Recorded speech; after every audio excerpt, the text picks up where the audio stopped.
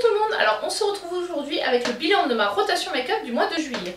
Alors j'avais commencé à tourner cette vidéo et je suis en mode je crève de chaud, j'avais le ventilateur à fond, je m'en étais pas rendu compte.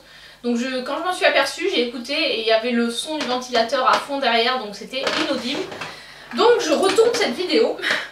Alors j'avais commencé par vous parler de mes deux nouvelles palettes, les Sephora Collection x Coach.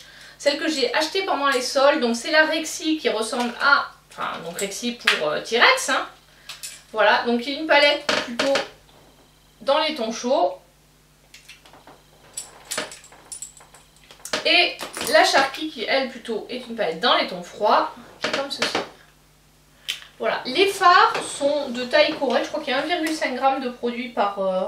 Non, 1,1 g de produit par fard, ce qui est tout à fait correct.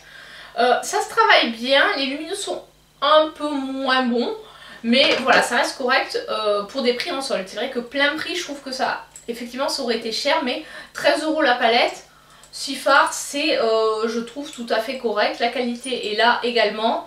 Il y a vraiment un travail sur le packaging, après on n'aime pas, moi je trouve ça assez rigolo. En plus, on peut, entre guillemets, les accrocher à un sac, si on veut se faire un make-up.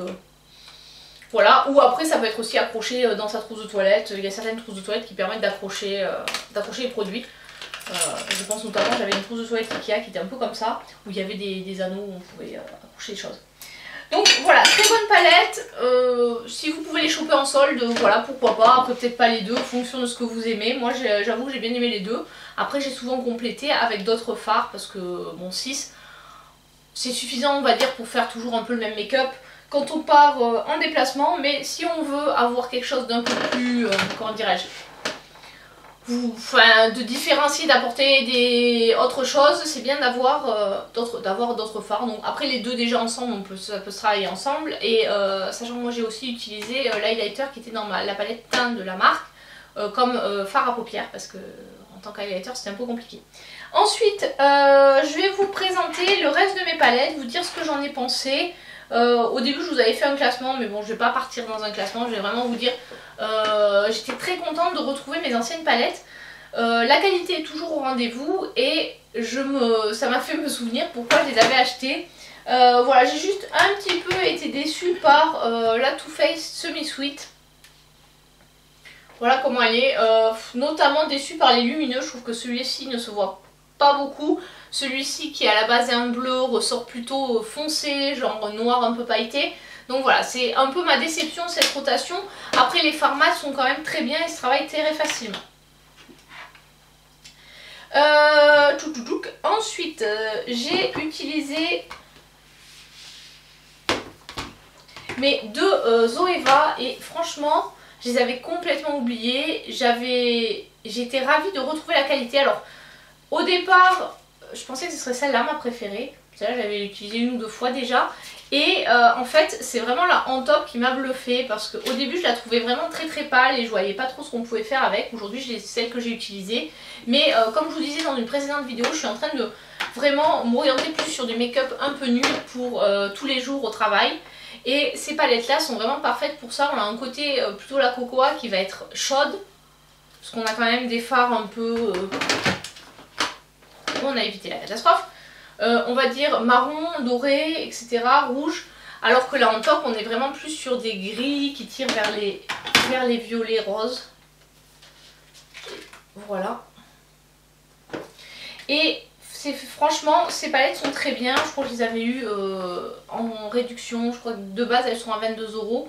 Ça reste un prix très correct. C'est du Made in Italy, donc voilà, très bonne palette, je vous les recommande. Si vous en avez, n'hésitez pas à les ressortir, moi ça m'a fait une très bonne surprise. Ensuite, je vais parler de mes deux grandes palettes de cette rotation. Donc la 35i Icy Fantasy de Morphe. Je sais plus s'il la fabrique encore, à un moment elle avait été discontinuée puis elle était revenue. Donc celle-ci, j'ai vraiment été... comment dirais-je, agréablement surprise en fait des gris. J'ai fait un maquillage qu'avec du gris et c'était super sympa. Bon, c'est pas aussi bien que la Crématique de Jeffree Star, mais bon, on n'est pas sur les mêmes prix. Donc non, voilà, les fards gris étaient vraiment très bien. J'ai pas encore assez utilisé les verts. Par contre, voilà, les autres, je les ai bien utilisés. ils sont très bien, c'est une très jolie palette. Des couleurs qui pour moi vont très bien pour l'été. Voilà, une palette que je vais ressortir je pense un peu plus souvent. Parce que vraiment elle est topissime. Et une autre grande palette, c'est l'Identity de Beauty Bay. La qualité des fards est vraiment très bien, je trouve que c'est assez crémeux. Il y en a qui sont un petit peu poudreux, ça se travaille bien, ça se blende bien. J'ai pas eu trop de mauvaises surprises, les lumineux sont vraiment corrects. Il y a même un duochrome ici. Voilà, je sais pas si vous verrez, je vais essayer de vous le mettre là.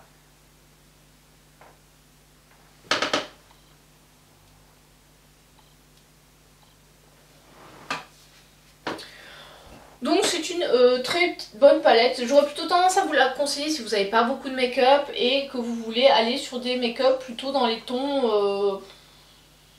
Oui, c'est plutôt dans les bruns orangés. Il y a un rose, un violet. C'est quand même assez diversifié. Au niveau des lumineux, il y a du champagne, du brun, du orangé, du doré. Ouais, voilà, il y a vraiment un peu de tout. C'est pas forcément... il y a un système de rangement, donc en fait, c'est par colonne. En fait, vous pouvez utiliser toute cette colonne-là pour... C'est des harmonies qui sont censées aller ensemble. Donc chaque colonne, donc ça va de 1 à 7, présente des harmonies qui vont ensemble. Et sur le côté, il y a marqué donc toutes celles du bas, c'est ce qui peut servir de base. Ensuite, la transition. La colonne du milieu, là, c'est tout ce qui va servir pour le creux.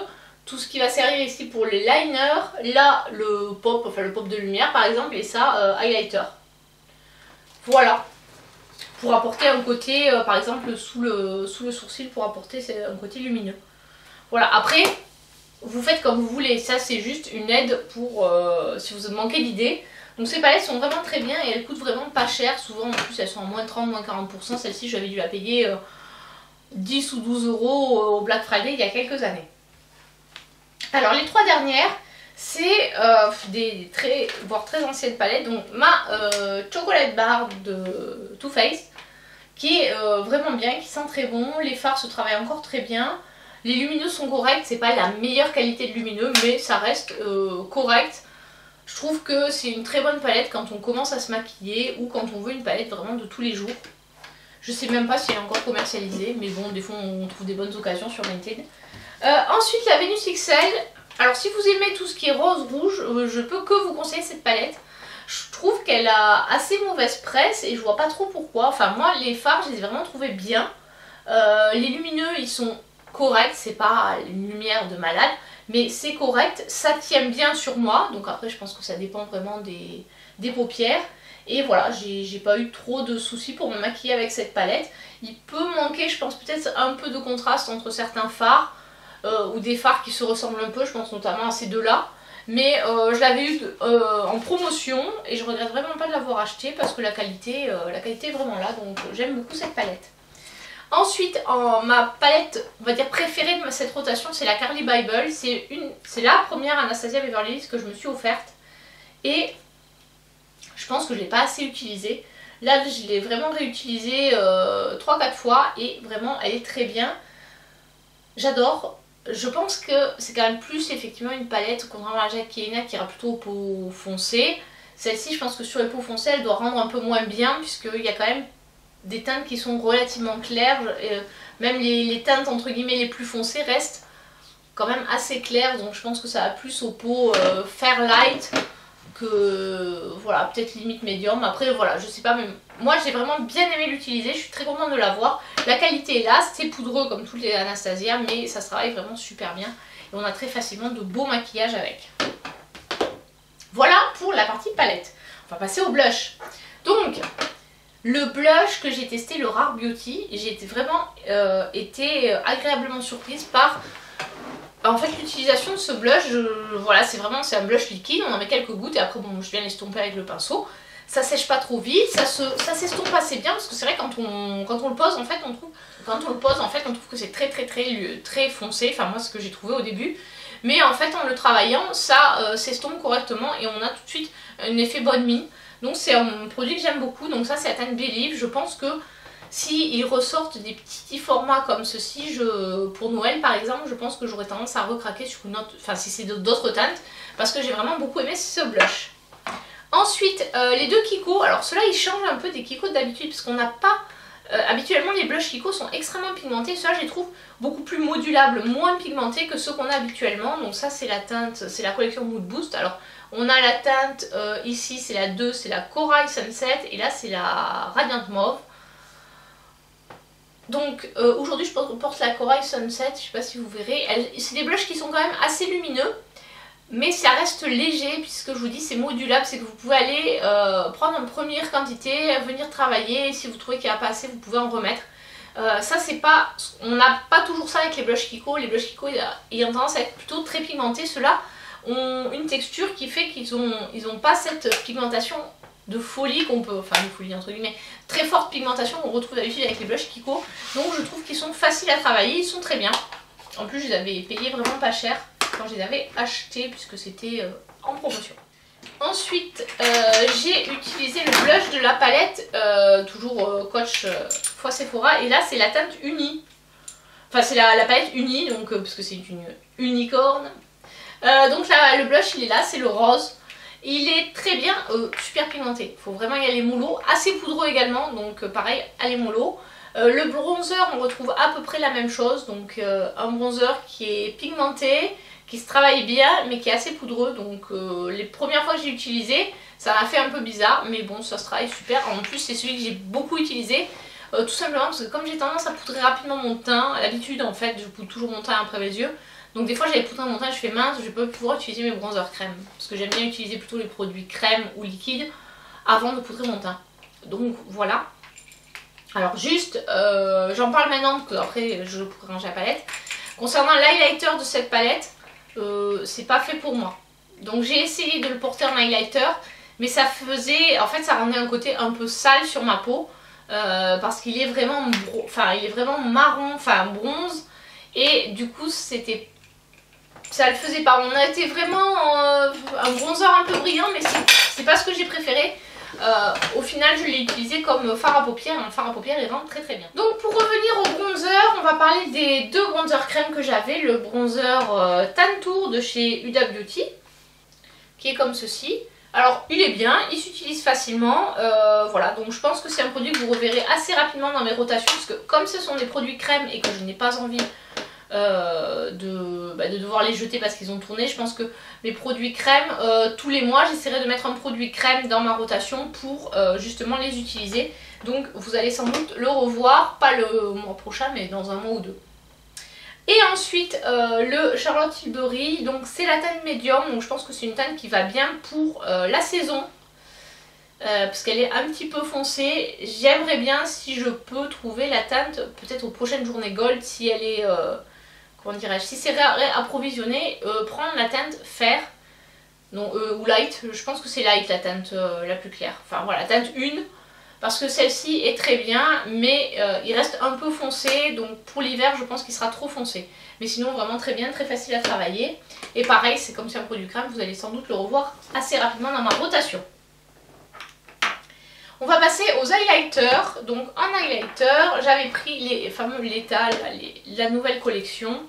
Ces trois-là qui sont vraiment... alors ils ont une base blanche, donc il faut vraiment avoir la main légère, sinon vraiment on va avoir un côté blanc. Mais là aujourd'hui je porte... non, aujourd'hui je porte celui de la Rockstar. Mais en gros quand je les mettais, ça se voit tout de suite. Donc vous avez le fond blanc, donc si vous l'estompez pas, ça va rester blanc. Et après vraiment on a de l'highlighter...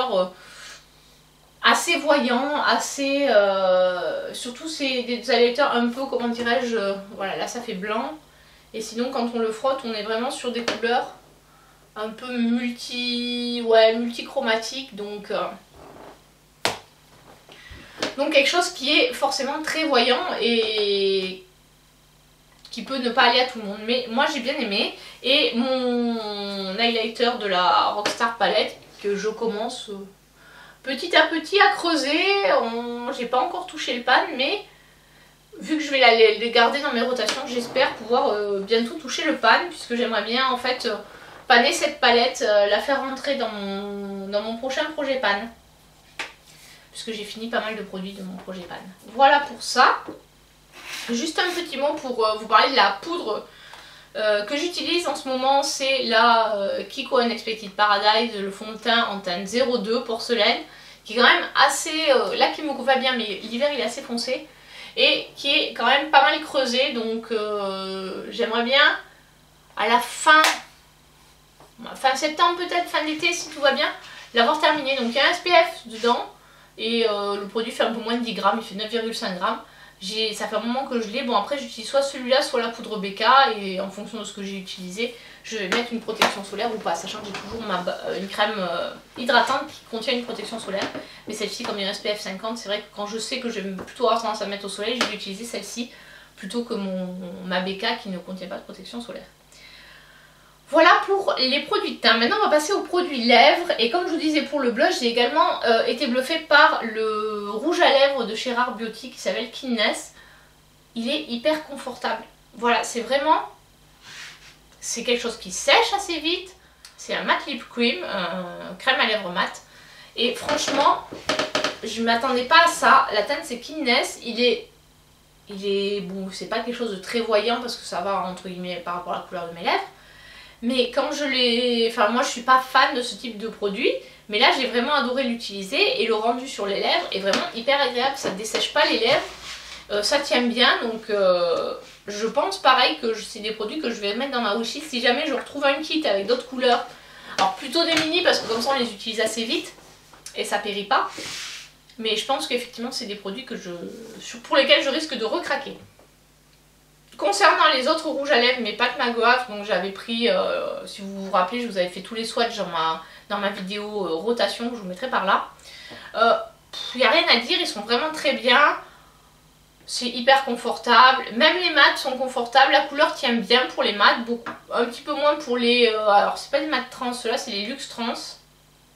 Et ça c'est les blitz trans. Donc... je préfère en termes de rendu les Blitz Trans parce qu'ils sont plus crémeux, ils sont un petit peu moins desséchants que les mat, enfin que les Luxe Trans. Mais ceux-là, même s'ils sont mat, ils ont une très bonne, enfin ils sont très agréables à porter. Donc j'ai vraiment rien à dire sur ces rouges, si ce n'est qu'ils coûtent un peu cher. Mais tous ceux que j'ai, je crois que je les avais achetés à l'époque où ils faisaient les promos à 10 $. Donc 10-12 $, je crois, et puis ceux-là c'était pareil, c'était une promo, je crois que j'avais eu pour 13 $ ou 15 € les trois. Donc ils sont bien aussi, ceux-là. Aujourd'hui je porte le Flèche 3. Voilà. Et un petit mot sur les deux produits que vous allez souvent voir dans la rotation, c'est le Maracuja Juicy Lip et le MIT, donc toujours, je m'en sers toujours. Celui-là, il est vraiment compliqué à utiliser, en plus avec la chaleur il a tendance un peu à fondre. Je sais pas si vous verrez, il s'est creusé.